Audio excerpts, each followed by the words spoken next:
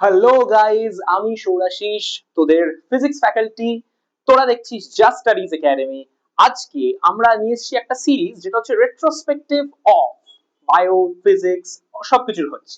আজ আমরা বেসিক্যালি দেখবো রেট্রোস্পেক্টিভ অফ ফিজিক্স। আমরা আজকে রেট্রোস্পেক্টিভ এর সিরিজের জন্য বেসিক্যালি বেছে নিয়েছি ফিজিক্সের ব্যাপারে। এই সিরিজে আমরা এমন এমন কিছু কোয়েশ্চেন নিয়ে ডিসকাস করি যেগুলোকে একটু ডিটেকটিভ অ্যাপ্রোচে দেখি, মানে এর মধ্যে কি গল্পটা এটাই আছে নাকি অন্য কিছু লুকিয়ে আছে। এই ডিটেকটিভ হওয়ার প্রসেসে তোদেরকে ওয়েলকাম করছি আমি সৌরাশিস ফ্রম জেএস একাডেমি।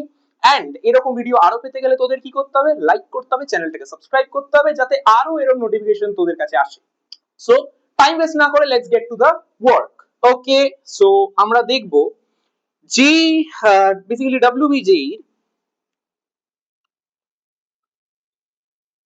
এর কিছু কোয়েশ্চেন যেগুলোকে আমরা আজকে একটু ডিটেকটিভ অ্যাপ্রোচে দেখি। আচ্ছা, ফার্স্ট কোয়েশ্চেন বলেছে a simple pendulum of length L and bob of mass m with a charge q on a vertical sheet of charge with charge surface density দিয়ে দিয়েছে sigma passes through a point of suspension okay at equilibrium if the string makes an angle theta with a vertical, then এর মধ্যে কোন অপশনটা correct হবে? আচ্ছা, first thing এরকম problem দেখলে যেটা আমাদের করতে হবে বাধ্যতামূলক, সেটা হচ্ছে প্রবলেমটাকে ব্রেক ডাউন করা।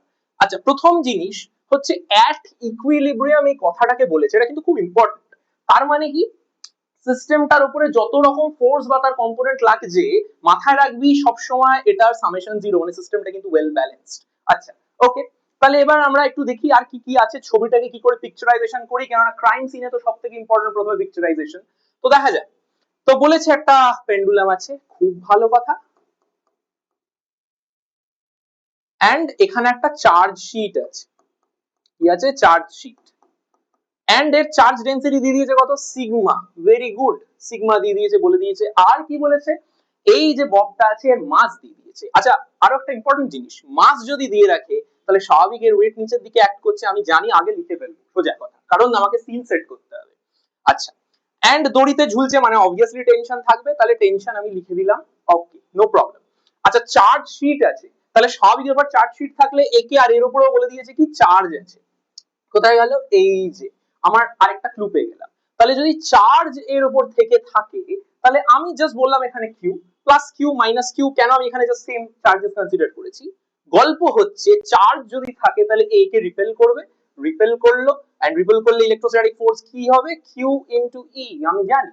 এইবার যদি টেনশন থাকে, এখানে যদি অ্যাঙ্গেল থাকে থিটা, তাহলে খুব স্বাভাবিক ব্যাপার, খুব স্বাভাবিক ব্যাপার, আমার এখানে কম্পোনেন্ট আসবে। কি কি কম্পোনেন্ট আসবে? এটা অল্টারনেট অ্যাঙ্গেল, তাহলে স্বাভাবিক ব্যাপার এখানে আসবে কি? টি কস থিটা।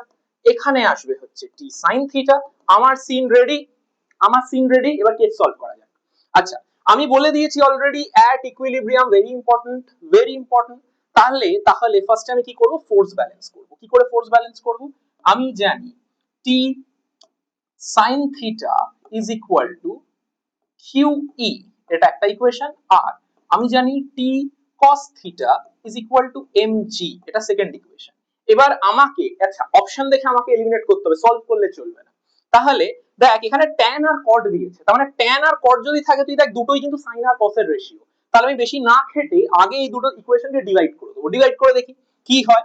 তাহলে আমি আমি ফর এক্সাম্পল আমি জানি না tan না cot হবে, তো আমি tan ই ধরতে যাচ্ছি। তাহলে কি করব? ইকুয়েশন 1 আর 2 কে ডিভাইড করে দেবো। তার মানে কি, t sin theta by t cos theta is equal to QE by mg। t t কেটে গেল, তার মানে আমার tan theta তো বেরিয়ে গেল QE by mg। এইবার গল্প হচ্ছে এখানে দেখ সিগমা ইনকর্পোরেটেড হয়ে গেছে, তাহলে এবার সিগমাকে ধরে আনতে হবে। সিগমা কি করে ধরে আনবো? আমরা জানি E is equal to sigma by 2 epsilon naught। তাহলে তাহলে আমি এখানে লিখতে পারি tan theta is equal to Q by mg into E এর জায়গায় লিখবো sigma by 2 epsilon naught। তার মানে আলটিমেটলি হলো কি, সিগমা কিউ বাই এম বা 2 mg epsilon naught। দেখ এই অপশনটা কোথায় দেখতে পাচ্ছিস, Q, sigma Q 2 epsilon naught mg, তার মানে অপশন ইজ রাইট। আমার প্রথম কোশ্চেন শেষ, কেস সলভড। তাহলে পরের কোশ্চেনে চলে যাই। পরের কোশ্চেনে দেখি কি আছে। আরে বাপরে, এটা কি কোশ্চেন, ও আবার চাকা ফাকা দিয়ে দিয়েছে দেখ। তাহলে দেখা যাক কি করে সলভ করি। A uniform but time varying magnetic field, আচ্ছা খুব ভালো কথা, is present in a circular region of radius r, okay very good বলে দিয়েছে, খুব ভালো। আচ্ছা magnetic field is perpendicular to the plane, আচ্ছা perpendicular to into the plane of loop, okay very sorry, and magnitude of the field is increasing at a constant rate, this is very important, খুব ভালো। আচ্ছা দিয়ে দিয়েছে, তার মানে তোকে কি দিয়ে দিয়েছে আগে সিন সেট করা যাক।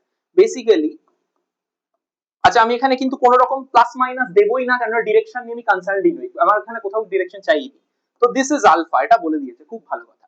আর কি দিয়ে দিয়েছে, there is a straight conducting rod of length 2r placed, আচ্ছা এখানে একটা জাস্ট বলছি এটা একটা মানে প্রিন্টিং এরর ছিল, এই নিচে একটা রড আছে এন্ড বলেছে এই যে রডটা দেখতে পাচ্ছিস এটা 2r লেন্থ, খুব ভালো কথা।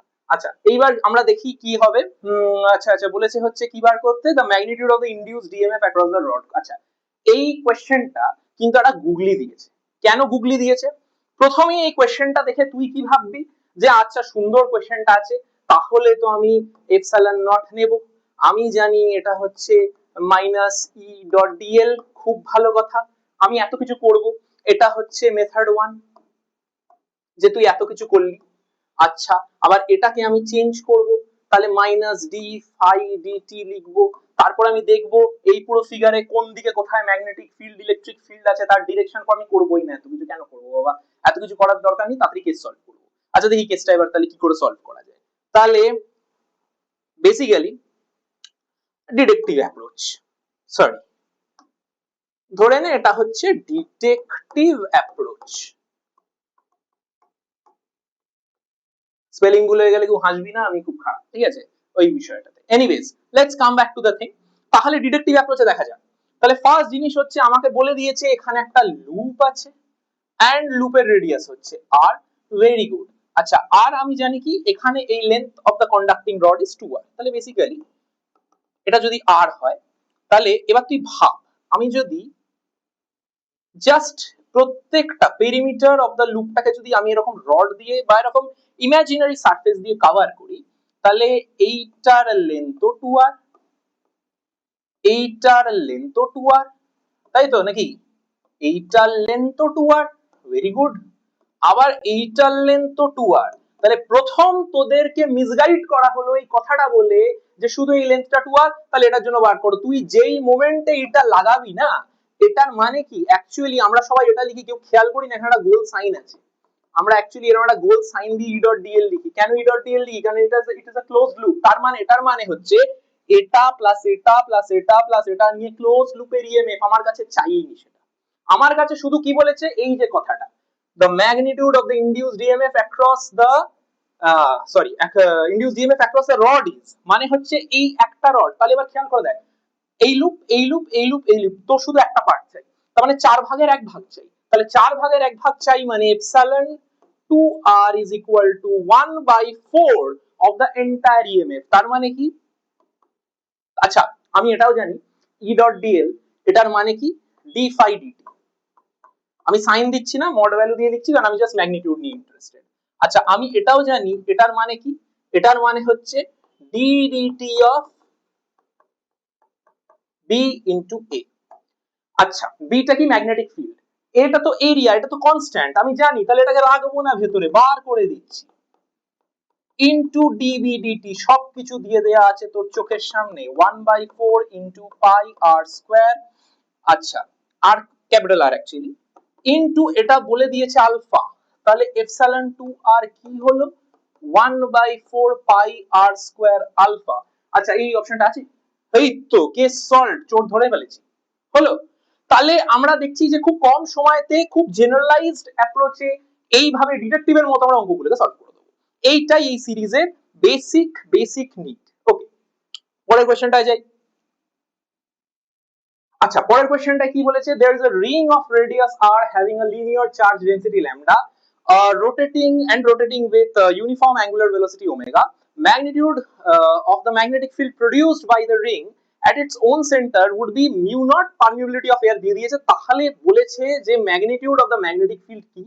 এখানে একটা কথা বারবার বলি, যেটা প্রথম ক্লু অ্যাজ এ ডিটেকটিভ আমাদের নোটিস করতে হবে, সেটা হচ্ছে সবকিছু দিয়েছে, একটা কথা বলে দিয়েছে যে rotating with a uniform angular velocity omega, তার মানে রিংটা স্ট্যাটিক নয়, রিংটা ঘুরছে। তাহলে রিংটা যদি ঘোরে তাহলে ফার্স্ট অফ অল রিংটার একটা চার্জ আছে,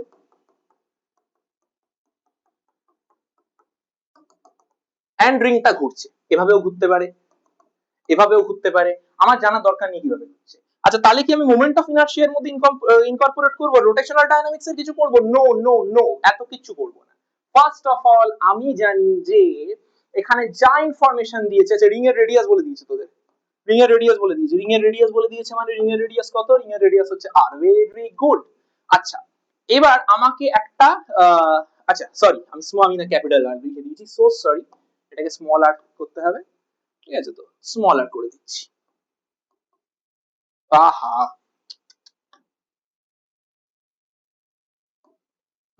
ডান। আচ্ছা এইবার let's not get into all this things, টেকনিক্যালিটিতে যাওয়ার কোনো দরকার নেই, ডিরেক্টলি লিখছি।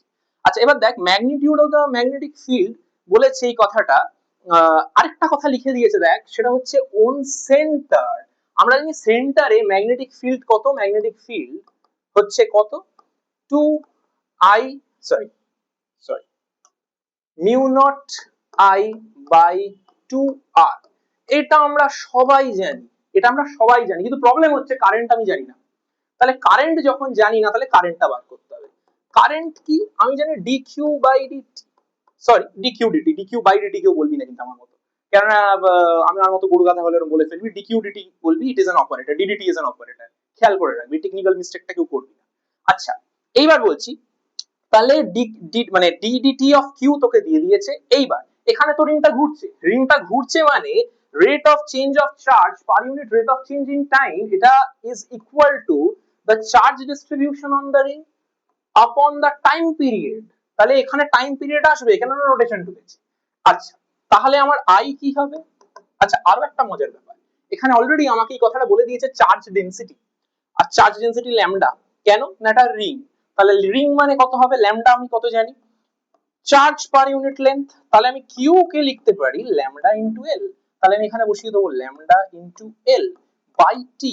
আচ্ছা ল্যামডা ইনটু এল, এলটা কি পেরিমিটার অফ দ্য রিং, তাহলে স্বাভাবিক ব্যাপার lambda into 2 pi r by 2 pi by omega, তাহলে 2 পাই কেটে গিয়ে আমার কারেন্ট কত হবে, কারেন্ট হবে ল্যামডা ওমেগা আর। আমি কারেন্ট পেয়ে গেছি, এবার কিচ্ছু করবো না, এর মধ্যে শুধু বসিয়ে দেবো, জাস্ট এই ভ্যালুটাকে তুলে এনে এর মধ্যে বসিয়ে দেবো।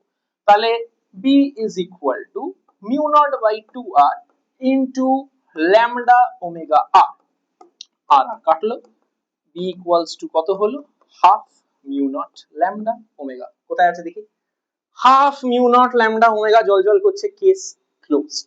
তাহলে আমরা আজকে বেসিক্যালি এটা শিখলাম যে যখনই ধর এরকম কোন একটা রেট্রোস্পেক্টিভ তোকে মানে হতে হবে, ভাবতে হবে এরকম, তো যে প্রবলেমই হোক তোর সামনে আসুক না কেন, তোকে একটু ডিটেকটিভ অ্যাপ্রোচে ভাবতে হবে। প্রবলেমটা যতটা বড়, সলিউশনটা কিন্তু তার থেকে অনেক ছোট। তার মানে আমাদের ক্রাইম সিনে যেটা তোর এখানে প্রবলেম, এর মধ্যেই লুকিয়ে আছে সব ক্লু, সব দেয়া। এরকম আরো সিরিজ পেতে হলে চ্যানেলটাকে লাইক করতে হবে, সাবস্ক্রাইব করতে হবে, এন্ড কি করতে হবে, আমাদের চ্যানেল জাস্ট স্টাডিজ একাডেমির সাথে থাকতে হবে, আমাদের সাথে থাকতে হবে, কেননা আমরা তোদের সাথে আছি and we are starving for your questions. That's it, দেখা হবে নেক্সট রেট্রোস্পেক্টিভ সিরিজের জন্য, till then stay happy, stay healthy, good night.